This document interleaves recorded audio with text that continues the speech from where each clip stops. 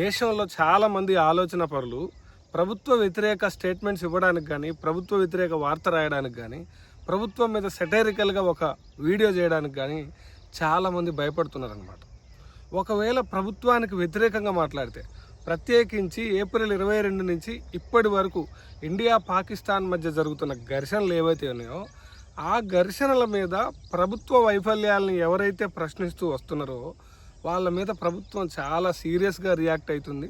కేసులు పెడుతుంది, జైళ్ళలో పెడుతుంది, హింస పెడుతుంది. ప్రభుత్వంలో ఉన్నటువంటి అంటే ఆ పార్టీకి ప్రాతినిధ్యం వహించే కొంతమంది ఎంపీలు, కొంతమంది ఎమ్మెల్యేలు, మంత్రులు కల్నల్ సోఫియాని తీవ్రవాదుల చెల్లెలని, ఇంకొక బీజేపీ లీడర్ ఆయన ఏమంటాడంటే సైన్యం మొత్తం కూడా నరేంద్ర మోడీ పాదాల మీద పడాలని ఒక ఆయన అంటాడు అనమాట. అంటే కేంద్రంలో అధికారంలో ఉన్న పార్టీ ఏదైతే ఉందో వాళ్ళు సింపుల్గా డబల్ స్టాండర్డ్స్ మెయింటైన్ చేసుకుంటూ వస్తున్నారు అనమాట.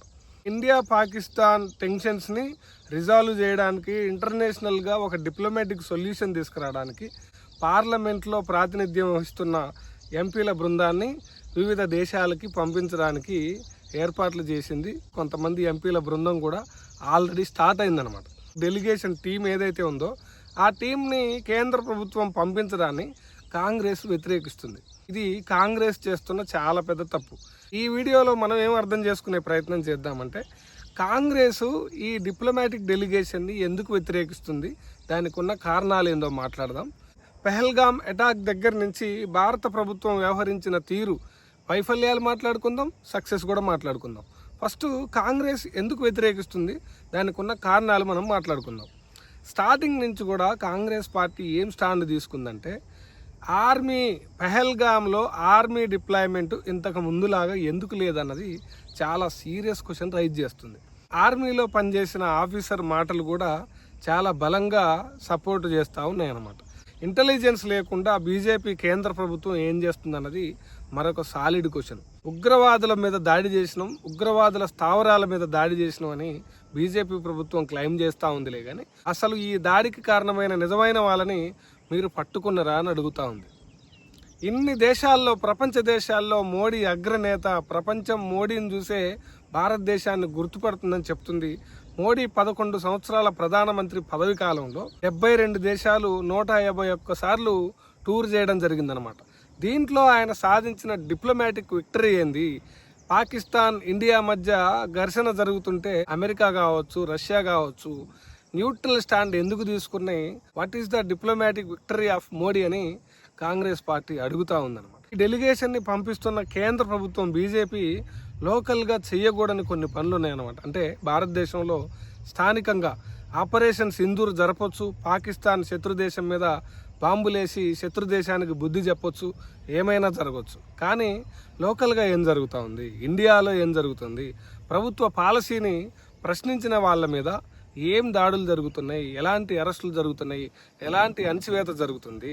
ఒక పక్కనేమో ఇండియా పాకిస్తాన్ విషయంలో భారత్ పాకిస్తాన్కు బుద్ధి చెప్పి చాలా మంచి పని చేసింది. అయితే భారతదేశంలో ఉన్నటువంటి ముస్లిమ్స్ మీద కావచ్చు, ఇతర మైనారిటీ కులాల మీద కావచ్చు జరుగుతున్నటువంటి మోకదాడులు, మాబ్ లించింగ్ కూడా ఆపితే మంచిగుంటుందని అశోక యూనివర్సిటీ ప్రొఫెసరు ఒక ట్వీట్ చేస్తే ఆయన అరెస్ట్ చేశారన్నమాట. ఎట్ ద సేమ్ టైం మధ్యప్రదేశ్లో ఉన్న బీజేపీ మంత్రి విజయ్ షా కల్నల్ సోఫియాని పాకిస్తాన్ తీవ్రవాదుల సోదరి అంటే మాత్రం సైలెంట్గా ఉన్నారనమాట.